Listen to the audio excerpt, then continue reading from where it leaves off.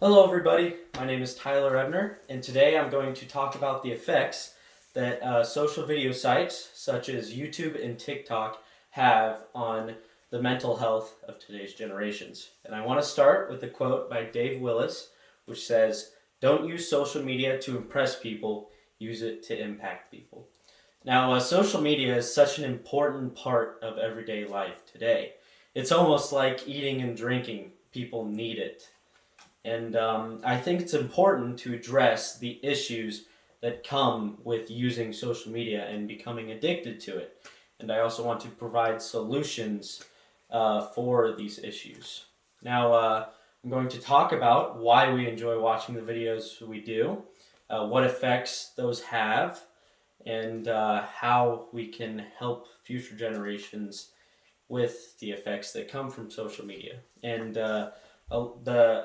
the effects and solutions are going to come from professionals in the mental health field.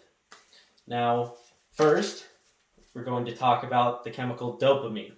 Now, WebMD defines dopamine as a type of neurotransmitter. Your body makes it, your nervous system uses it to send messages between nerve cells. Now, dopamine is often called the feel-good chemical because it provides pleasure to people when they do things. And that's what videos do. So you watch a video which provides a unique experience that activates the dopamine in your brain, which sends it all the way through your body to create this pleasure. And this is what causes people to keep on going back and back and back to videos because it makes them feel good. Now, this may sound good, but if it is overused, then it can quickly become very harmful to you. And now we're going to talk about those effects. Now, Pew Research Center says that 69% of adults and 81% of teens use social media, which is exponential. And one thing that social video sites create is increased vulnerability. There's been a spread of more vulnerability in people today, which vulnerability can be a good thing, but the issue is that sometimes vulnerability can leave you too open. Google defines vulnerability as quality or state of being exposed to the possibility of being attacked and or harmed either physically or emotionally.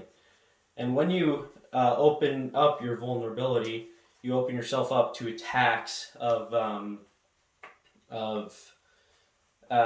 doubting yourself and doubting your actual emotions. And that is a massive issue that plagues people today.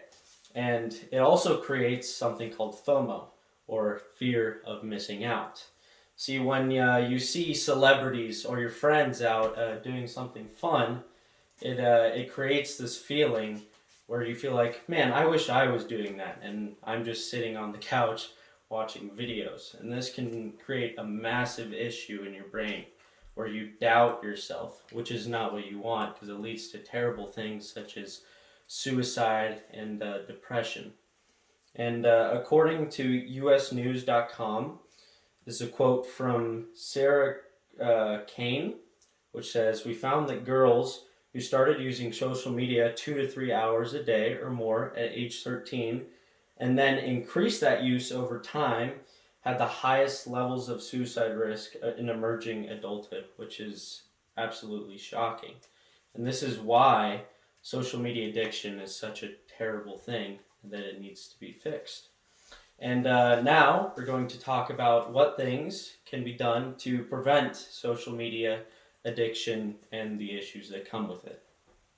Now, firstly, one thing you can do is partake in more fulfilling activities such as exercising, reading a book, spending time with family especially, and working on hobbies that you enjoy. Just anything else that you enjoy can really help in lessening the effects that come from social media.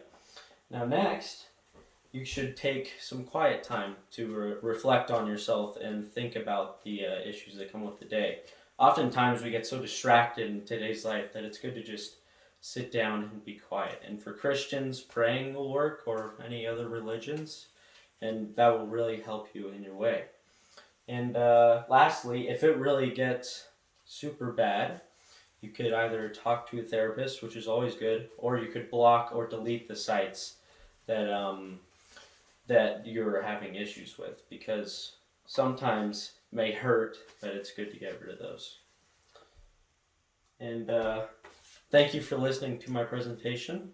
I want to end by saying the quote by Dave Willis again, which says, "Don't use social media to impress people, use it to impact people."